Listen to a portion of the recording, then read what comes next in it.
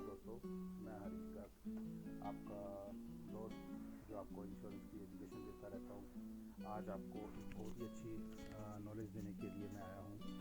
मैं आपको accidental death के क्लेम सेटल करने की नॉलेज देना चाहता हूँ। आज ये एक बहुत ही महत्वपूर्ण जानकारी है जो हर किसी को नहीं पता होती है और जो एजेंटों को भी नहीं पता होती है, और डीओ वगैरह भी कोई अच्छे से बताते नहीं हैं। कंपनी में जाओगे तो आपको परेशानियां आती हैं, तो आपको ये सारी चीज़ों की बेसिक नॉलेज होनी चाहिए। जब आप डेथ क्लेम सेटल करने जाते हैं नॉर्मल का, तो आपको उसका डेथ का सर्टिफिकेट चाहिए होता है, सारे आधार कार्ड, पैन कार्ड, कस्टमर के भी जिसके नाम से पॉलिसी है और नॉमिनी के भी जिसके नाम, जो नॉमिनी है जिसको पैसा मिलना है उसके भी चाहिए होते हैं। बट एक्सीडेंटल डेथ क्लेम के अंदर एक बहुत बड़ा फीचर है कि कोई ये बताता नहीं है कि उसमें क्या क्या डॉक्यूमेंट्स हमारे को रिक्वायरमेंट होते हैं, या हमारे को एक्सीडेंटल डेथ का क्लेम हमें कैसे मिलेगा। दोस्तों, एक्सीडेंटल डेथ क्लेम जब हम लेने जाते हैं तो पहले हमारा नॉर्मल क्लेम कंपनी सेटल करती है, एलआईसी है या कोई भी कंपनी है। उसके बाद जब हमारा एक्सीडेंटल का डेथ क्लेम सेटल होता है तो उसके अंदर जब जहाँ हमारा एक्सीडेंट हुआ है वहाँ पे जैसे ही हमारा एक्सीडेंट होता है तो उस कंडीशन में पुलिस केस भी होती है, एफआईआर भी होती है, पोस्टमार्टम भी होता है, हॉस्पिटल की रिपोर्ट्स भी होती हैं, बहुत सारी चीज़ें होती हैं दोस्तों।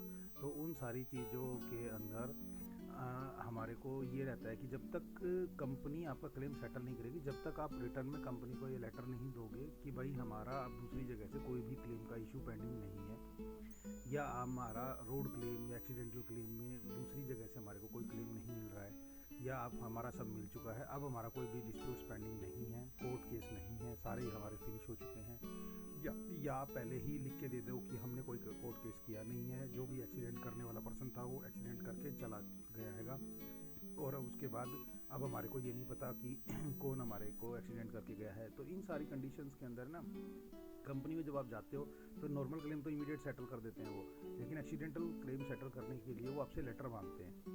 क्योंकि अगर वो रोड एक्सीडेंट में अगर मान लो आदमी मरता है तो रोड एक्सीडेंट वाले भी आपको क्लेम सेटल करेंगे, कोर्ट भी सेटल करता है। जब सारी जगह से आपका सेटलमेंट हो जाता है तो आपके पास एक प्रूफ भी हो जाता है कि हाँ हमें रोड एक्सीडेंट में ये सारी जगह से क्लेम मिले हैं।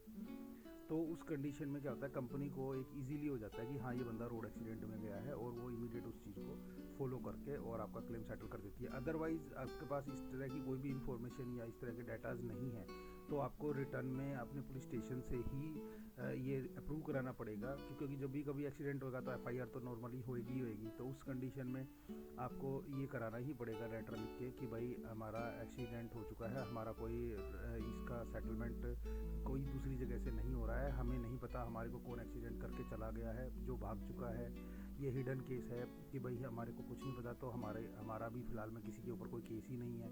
तो उस कंडीशन में एक लेटर पुलिस स्टेशन से आप अप्रूव करा लोगे कि भाई ये चीज़ क्लियर कर दी जाए कि जिससे कि हमारे को क्लेम लेने में, सेटलमेंट में दिक्कत ना आए। तो पुलिस स्टेशन या आप अपनी तरफ से वेरीफाई करेंगे कि भाई आपका कोई दूसरी जगह से कोई भी इशू नहीं है, आपको कुछ नहीं पता कि आपका कौन एक्सीडेंट करके गया है, और अब हमें एक्सीडेंटल का क्लेम दे दीजिए। क्योंकि आपके पास एफआईआर, पोस्टमार्टम की रिपोर्ट और ये लेटर होना ही चाहिए एक्सीडेंट क्लेम लेने के लिए। अदरवाइज़ आपको क्लेम लेने में परेशानी आएगी, आपको बार बार एलआईसी के या किसी भी इंश्योरेंस कंपनी के चक्कर लगाने पड़ेंगे। तो इससे पहले ही आप इस जानकारी को नोट करें, अपने पास ये डाटा भी अपडेट करें। और बहुत ही ज़रूरी है, जो आदमी गाड़ी चला रहा था उसका ड्राइविंग लाइसेंस बहुत ही मस्ट है, वो होना ही चाहिए। अगर आपके पास आपके पेपर्स के अंदर ड्राइविंग लाइसेंस नहीं है, जो आदमी गाड़ी चला रहा था, तो भी आपको क्लेम लेने में बड़ी दिक्कत आएगी। क्योंकि कंपनी में जाने के बाद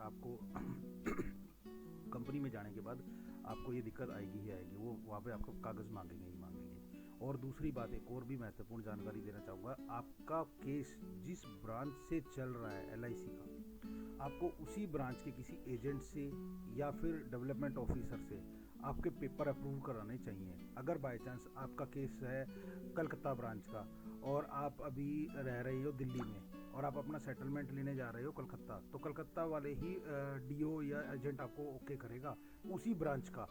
अगर आप दूसरी किसी ब्रांच के डीओ से या एजेंट से साइन करा के ले जाते हैं अपने विटनेस तौर पे या किसी भी तौर पे, तो आपको वो वहाँ पे वैलिड नहीं करेंगे। ये मेरी खुद की एक्सपेरिमेंट है और मेरा अपना एक्सपीरियंस है, इसलिए मैं आप सबको ये जानकारी देना चाह रहा हूँ अपनी वीडियो के ज़रिए।